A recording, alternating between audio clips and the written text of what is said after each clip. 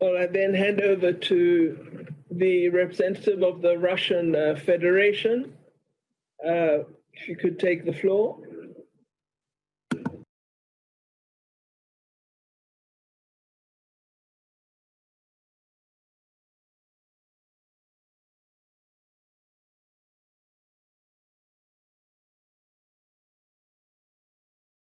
As the President of the Security Council, this confirms the importance of the topic discussed today on security sector governance and reform, in particular for African countries.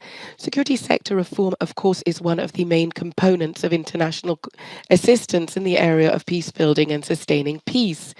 These efforts are particularly needed in a post-conflict period when countries who are emerging or have recently overcome the worst part of a crisis have limited resources in ensuring security and, as a result, risk encountering insurmountable challenges such as terrorism and crime.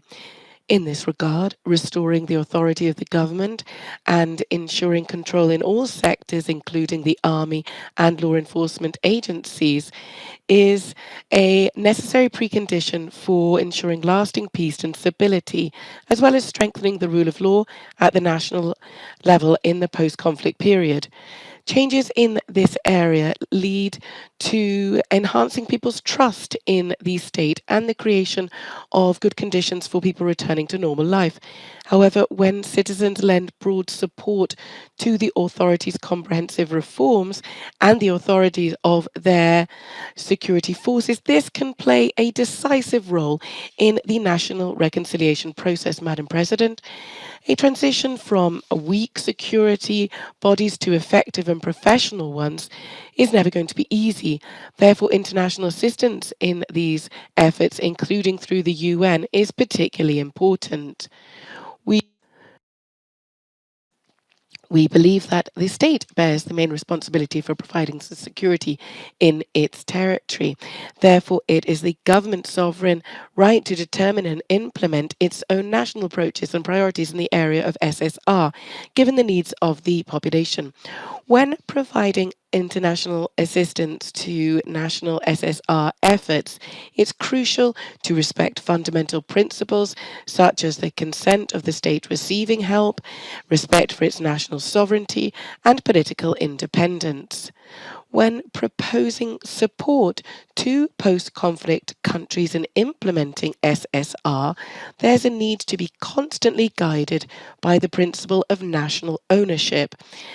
Consultative assistance should be provided based on the full respect for the needs of the relevant countries and the country's own experience and culture. This will help build the state's own national capacity. Taking in consideration the country's specificities when providing states with such assistance, as we've seen from experience, is crucial. This assistance should not be perceived as an imposition of blanket solutions, and we've said this many times. Attempts to apply a universal approach to reform of such important and sensitive areas as security will undoubtedly lead to failure and can actually provoke a resumption of conflict. We should also understand that SSR cannot be a panacea and in and of itself is not able to fundamentally change the situation in a country. In order for the process to be successful, its implementation must be accompanied by other peace-building efforts and by a political process, by having national reconciliation and also by strengthening state institutions. Madam President, an important role in providing assistance to post-conflict countries is played by the UN peacekeeping missions, many of whom also carry out peace-building tasks. Peacekeepers, where provided for by their mandate, play an important role in assisting SSR and disarmament, demobilization and reintegration, and also restoring law enforcement and the rule of law in general.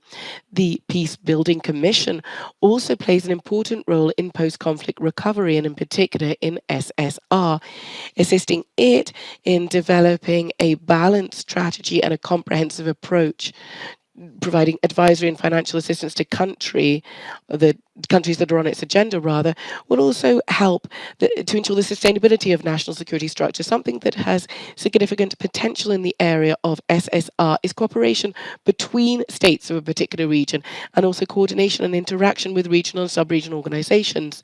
A broad exchange of experience between them will help to address effectively existing and emerging problems. An excellent example of such regional cooperation is the African Union. We would like to express our gratitude to the South African delegation for coordinating work on reaching agreement upon a Security Council draft resolution on security sector reform, and we support its adoption. Thank you.